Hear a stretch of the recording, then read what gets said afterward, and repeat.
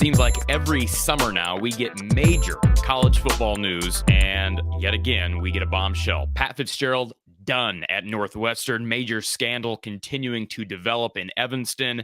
The 17-year head coach and former football star for the Wildcats is through. I'll give you my reaction, my brief reaction, and also why I think Levar Woods might be the perfect candidate for that job. I know that's not going to make Hawkeye fans too happy. We'll talk about it in just a second. But first, Iowa Floor Covering, our sponsor for today's video. Be sure to check out their flooring at iowafloorcovering.com. And you can check out their website, their specific page on their website, iowafloorcovering.com/DIY. If you're interested in looking at their Tough Core Click Together 4.5 millimeter waterproof vinyl flooring, it's being sold right now at a great self-installation rate through our show here and our partners IFC at just $269 per foot. Again, with self-installation, $269 per foot with a self-installation flooring. Again, visit iowafloorcovering.com/DIY. And Tyler and the guys will be happy to help serve your needs. If this is not the type of flooring you're looking for, give them a ring, give them a holler, and they will certainly help you out. But again, all the information you need is found at iowafloorcovering.com/DIY. So again, the news on this Monday, Pat Fitzgerald fired from Northwestern. And I'll just be honest, I've never liked Pat Fitzgerald. I know a lot of people who have loved Pat Fitzgerald. He has accomplished incredible things at Northwestern. I do remember a couple of years ago saying, man, I wonder if he's going to regret not taking that Chicago Bears job. Remember when he reportedly turned down the head coaching position at Chicago? And then you start to think, well, how much was he actually involved with some of the scandalous allegations that are out there right now? And I'm not going to go through all the different allegations. There have been racial undertones to some of the allegations. There have been sexual undertones to other allegations. It's a messy situation, and Northwestern has wasted no time in making a decision on Pat Fitzgerald's future. And let's be honest, the fact that he has been 4-20 over the past two seasons, they were 1-11 last year, no wins on this continent, a loss to an FCS team and a loss to a MAC team. That's two straight abysmal years. That certainly didn't help Pat Fitzgerald's cause. Not saying that Northwestern would have overlooked the apparent indiscretions had he been winning, but that program has been going downhill for the last couple of years. And typically when Pat Fitzgerald has had a down year, he's been able to bounce back relatively quickly. That was not the case last year. Now, some people are going to draw direct parallels to what happened at Iowa. Again, nothing is apples to apples here, folks. I am not defending how Iowa handled the Kirk Ferentz, Chris Doyle, Brian Ferentz situation. That has been an ongoing saga since 2020. Perhaps we're finally on the other side of that saga and that scandal now that the lawsuit from a number of former players has been settled and the $4 million has begun to be paid to those athletes. But the bottom line is there are some similarities with how the programs have been built. I think Kirk Ferentz would say he's had a lot of respect for how Pat Fitzgerald has ran that program. There are allegations of hazing and some really strange claims out there. What's true, what's not true. The bottom line is what a tenure at Northwestern, gone in an instant, and now a major job is open. Yes, Northwestern's a major job. I know people are going to say it's one of the... I heard somebody earlier in the Mark Rogers show, was watching his show live, say that they thought it was one of the worst Power 5 jobs out there. That's the most ludicrous thing I've ever heard anyone say. With the amount of money that's in this conference, as long as Northwestern continues to be a Big Ten member, the revenue that they're going to be bringing in because of this new Big Ten TV deal makes that a somewhat lucrative job. Yes, there are negatives with the position. It's a private institution. The emphasis on academics does tie your recruiting down just a bit. But the bottom line is money talks, and they should have the money to be able to attract a decent name out there on the coaching market. Now, I've heard names tossed around already, one being Jim Leonard. In fact, Mark Rogers brought his name up. Does he want to get back into coaching? I'm sure he does. I don't think he's doing anything right now. And boy, that would be probably my number one target if I'm Northwestern. I mentioned Lovie Smith. Maybe that would be a bad choice, but Lovie's got a history in the state of Illinois coaching for the Illini, and certainly the Super Bowl run with the Chicago Bears. I don't believe he's coaching right now. Was recently fired by the Houston Texans. And how about the third one that I brought up? Levar Woods. Now, I know Iowa fans love Levar Woods, and I love Levar Woods. Like, he's an endearing part of this program. The success he's brought on special teams for the Hawkeyes has been incredible. He's had good recruiting success. He is a former Hawkeye. Remember, he played kind of during the transition years of Hayden Fry to Kirk Ferentz.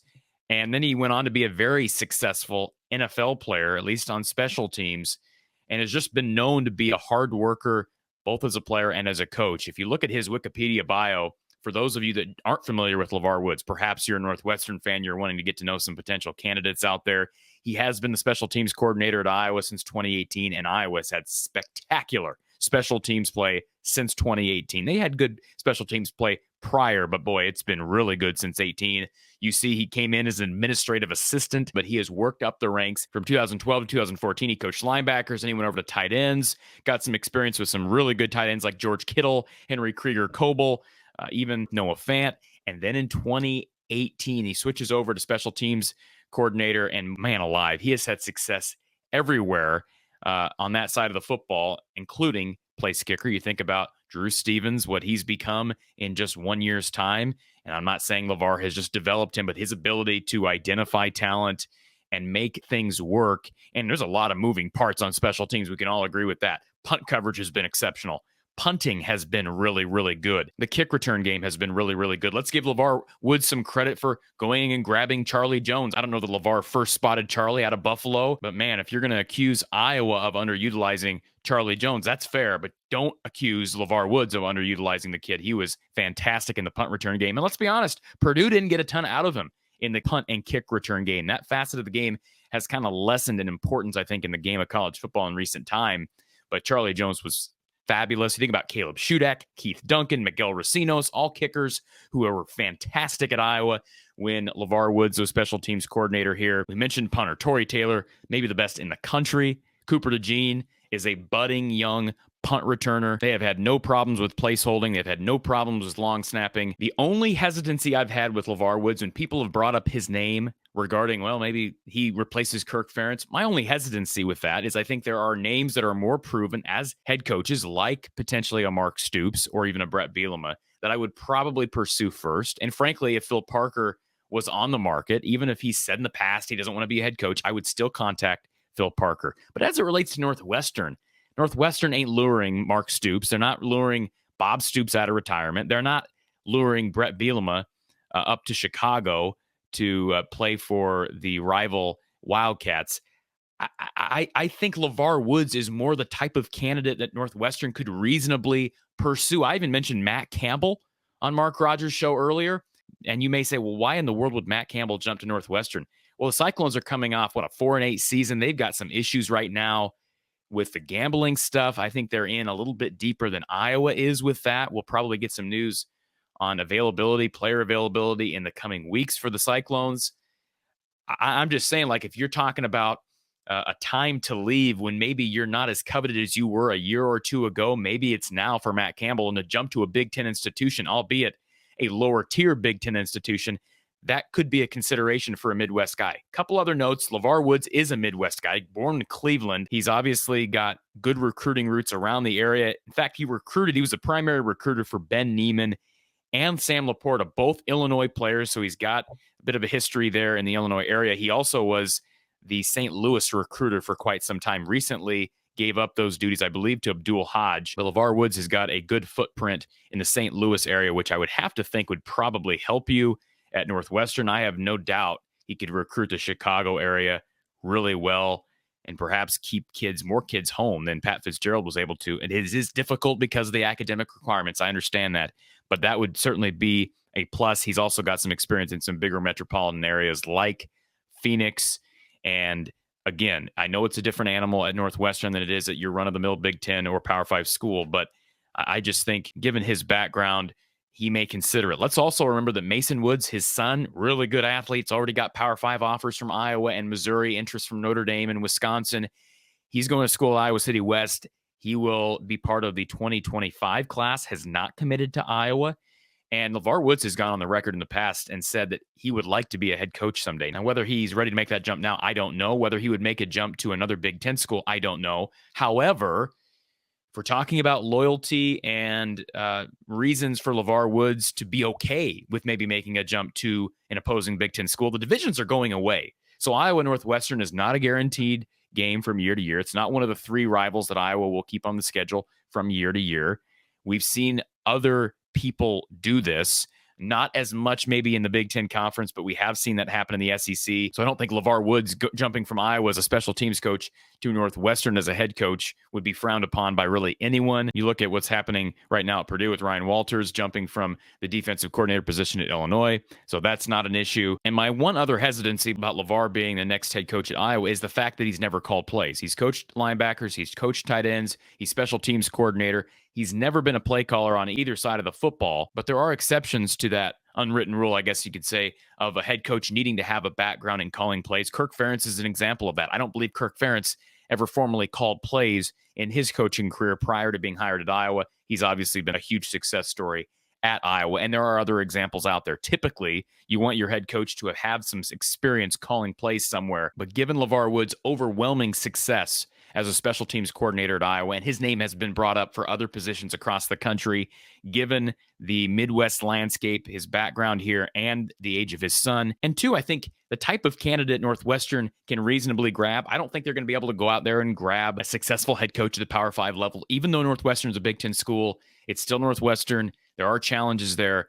But a young up-and-coming coach, he's 45 years old, Levar Woods is. And let's be honest, Northwestern is in a precarious position where they have to be very careful about who their next hire is.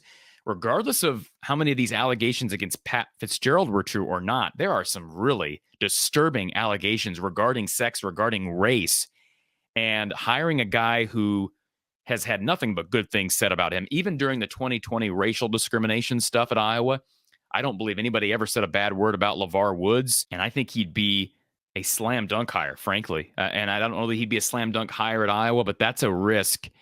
You know, every coaching hire is a risk. If I'm Northwestern, Levar Woods is a risk I am willing to look at. Not saying he's my number one candidate. I'd still look at guys like Jim Leonard probably first, but Levar Woods would not be far down that list, and maybe Levar Woods would never consider it. But I think Northwestern can offer plenty of money to whoever their next head coach is. So I would not count it out yet, folks. But just figured I'd give you my kind of rundown of the situation. I was surprised with the news from Northwestern. Not surprised that Fitzgerald was fired, but was surprised that it came down as quickly as it did. We'll see how quickly they make a move on their next head coach. My guess is they want to make a decision here pretty soon, but a weird time to go through a transition here in mid-July. Appreciate you tuning in for another segment here from the Hawkeye of the Storm. More videos coming, folks. Live streams, podcasts, recruiting videos. Stay tuned.